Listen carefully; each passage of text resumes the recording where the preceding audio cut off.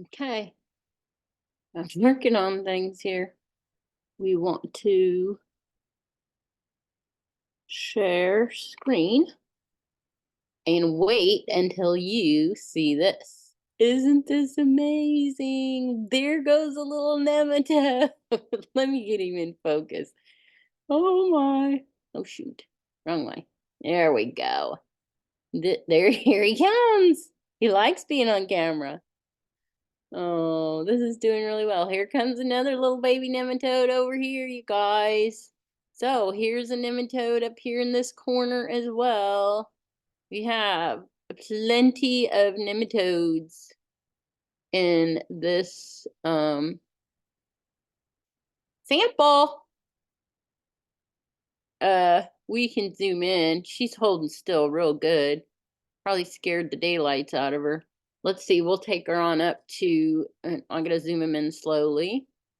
Put him where I can find him again. And she is kind of in the center, and then we'll focus on her. She has got a huge mouth. So she may have a tooth for chewing up prey.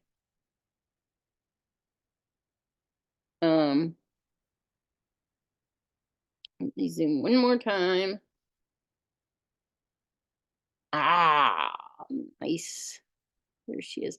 She has super long tail. This is going to be a bacterial feeding omnivore, 99% sure. I will try to zoom in and out on that mouth. See, when that light gets on them very long, they start waking up and moving. But she's not at the right angle that I'm seeing really good. No tooth. So, but it's a huge mouth. The lips aren't amazing, but most likely bacterial feeding omnivore. And there's just so much food in here for them to eat. I wouldn't doubt it. So the vermicomposting here is just loaded and loaded and loaded. Definitely a biologically complete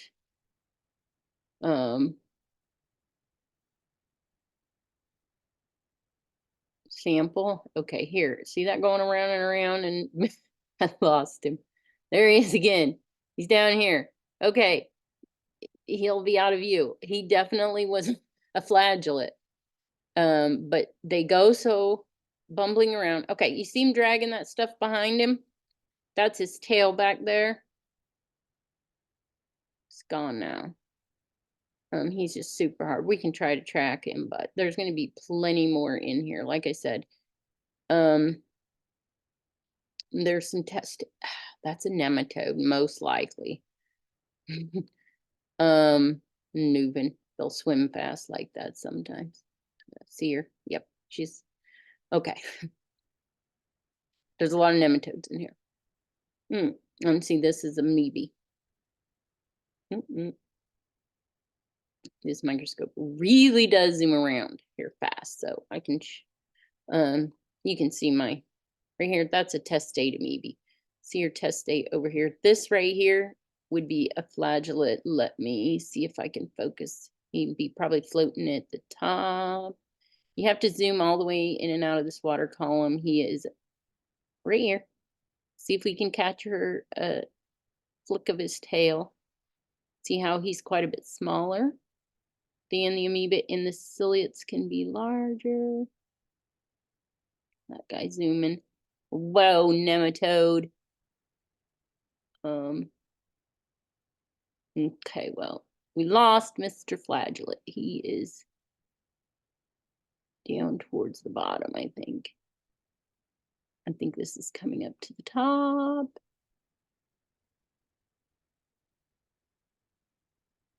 And don't see him again. Okay, well, that is definitely Mr. Testate amoeba. No doubt about it. Okay, so this over here is plant matter. These are the aggregates. Okay, right here is gonna look like sorry, beneficial fungi. This big chunk right here.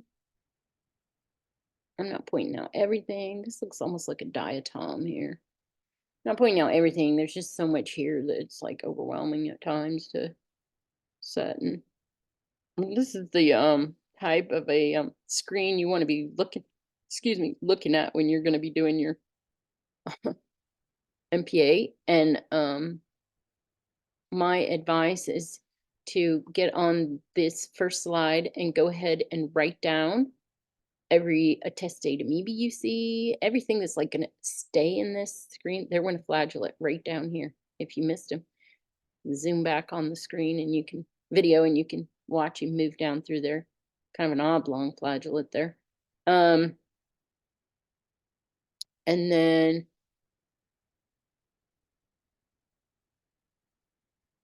go ahead and write those all down. That's what I had to do to cut time. So these circles like this, that's kind of a good indicators of some sleep, dormant flagellates yet. So it looks like there's a spirillum right there in the center. Kind of that undulated, but maybe she's not moving. I mean, it could be spirochete, but it's not really zipping around as fast as the ones that I've seen before. They do have that, but it's more like a snake movement than the spirillum, which is more like a corkscrew movement. Ah, see there, that's a ciliate. He's going around the aggregate, chewing up on. Well, he's gonna come out of here, I think, unless he sticks around that aggregate. He'd come out here.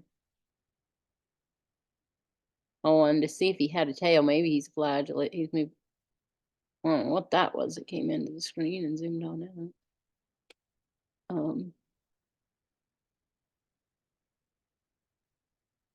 He's gonna stay in that aggregate there, eating away. I thought it looked like a ciliate, but it could have been a flagellate by the teardrop shape that I think it looked like. He's not coming off of there. Looks more like a flagellate than a ciliate to me. Let me see if I can. Kind of more of a bumbling than a race car. And there it is. Darn, turned around and went right back too. So it would have to get out here and kind of zoom around a little bit more for me to be able to say for sure there. Okay, let's try to zero. Oh, he's got a tail. Yep, that was a flagellate. Not quite that race car movement that you see with the ciliates, which is good. Our flagellates are indicating that we are still aerobic here. We are not getting into those super low or super high moisture levels. Oh, that would have been a flagellate here. Oh, shoot, there's that nematode. Pesky thing. That's our flagellate. You see him coming down here? I wanted to see if I could get his tail in focus. Oh, there's he dragging his tail behind him. And there he goes. Back to get some food. Oh, shoot, shoot. There's his tail. There's his little tail. Oh, they're cute little things. Okay, we'll move on here. I don't want to spend too much time. I don't know how much time I've spent so far, but you're kind of getting the gist of the difference between a vermicompost bin and the diversity of microbes, protozoa, nematodes. It's all in here. And the frass, my frass is dried, and so it's mostly bacterial dominant. We haven't let it age or anything like that. In moisture, it's not in moisture. So, but these little soil samples, they are super fun to look through when you got your own compost and your own worm bins. I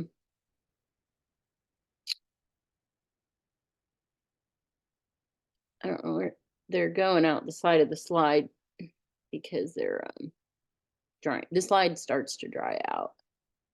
And so you'll get this movement headed in. What I like to do sometimes too is zoom out.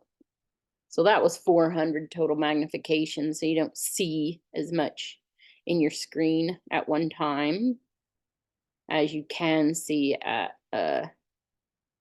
less magnification. And I have to zoom here. For some reason my focus isn't really wanting to. So it seems fuzzy right now. It's not wanting to clear it up. I don't know if I need to clean that.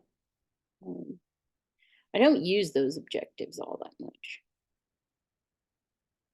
400x is about where I'm at when I really got to identify stuff. So with the nematode count, we go on up here to we go back to 4D total magnification. Come on. And now I'll just stay in this and see if you can see how many nematodes are just in this screen right here.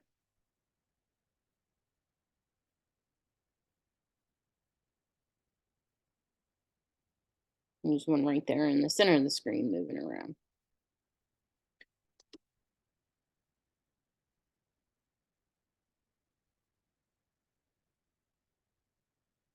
And there she is. Or he. I'm not an expert at telling whether they're male or female. And a lot of times you have to stun them to get them to hold still so that you can find the indicator there where. So my camera has to change lighting when there gets to be a big aggregate. There's like a reflection, so it throws off my. That's a little flagellate up here, moving around and eating. We have testate amoeba here. This looks like it's a possible fungi. We'd have to zoom in some more for better identification. Oh, look at this. You can see that. So I think that's a euglia. I think they're called a euglia. They're super big and they move super slow. More than. I think that euglia is a paramecium. Look at this guy. Super cool. Oh my. I don't know why I did that. Okay, maybe that's a ciliate. You see those hairs at the top? No. Yeah. But it's not, I mean, you want to say a stalk ciliate, but I don't see the stalk holding him down. But he's definitely got some sort of a rotor ciliate type of an air movement there going on, where he's filtering that out. That's new and I haven't seen before. It is definitely protozoan, but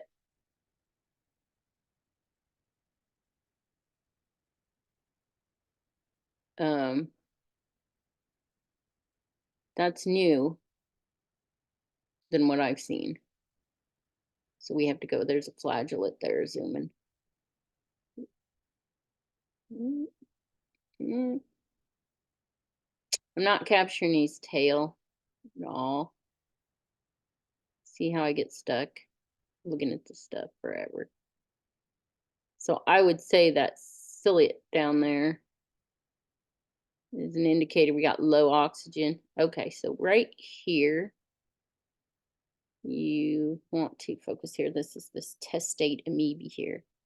See that stuff coming out of it? She's full in here. She's also got a lot out here, so it looks like she's coming out. Going to collect up some of all these particles, make a new test. probably multiply. Here's another one. You see that spewing out of there? Naked amoeba out there.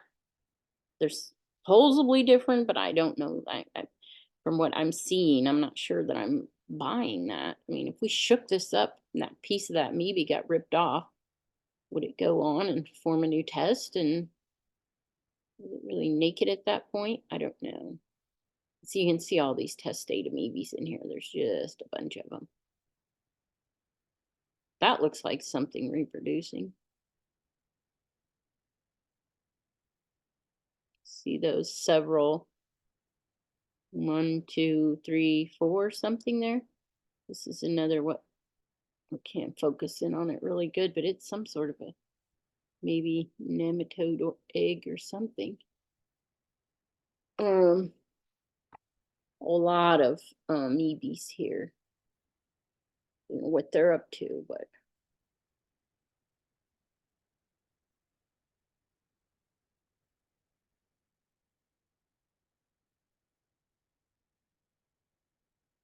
man, that's a big old testate amoeba. See her there? Right there. This here looks like a naked amoeba or cercozoa. Oh no, look here. This is a, looks like some sort of cytoplasm there out moving around. And heck, I don't know exactly what all happens when you shake that up. How much do you disturb them? You look for the organelle, but you see that thing is slightly moving. That would look something like, if it had an opening, it would be something like an arcella, but that is not an arcella.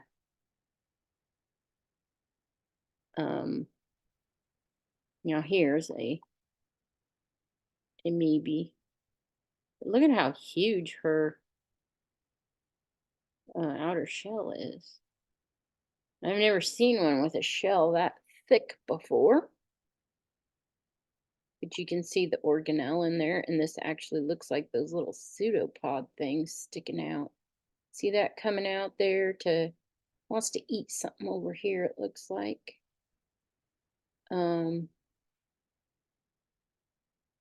Wow. That is very interesting. That might be the cercozoa. And not so much a testate amoeba, but a cercozoa. I don't think it's a stellate because it doesn't have those large hairs coming off of it. But it's interesting, to say the least. Lots of testate amoebas there. Lots and lots and lots.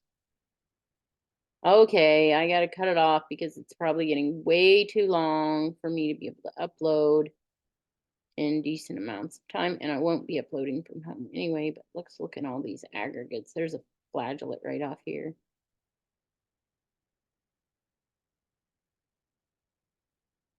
Guy here looks like he is. Not gonna hang around to find out for sure, but by finding the tail. Okay, so these are all your soil workers doing what they're doing for you, keeping everything healthy and full of nutrients. Thanks for stopping by and watching this with me, seeing what you can see, and we will do another one in the future. I want to do one when we get these bins a little drier. I don't see any conditions here that are really dangerous, so not going to worry about my moisture that I got in there too much right now as far as human pathogens go. But I'm still want to be ultra focused on that NH4 and making sure that I'm not converting my nitrogen into anything like gaseous forms where they're lost into the atmosphere or turned into nitrates. So thank you so very much.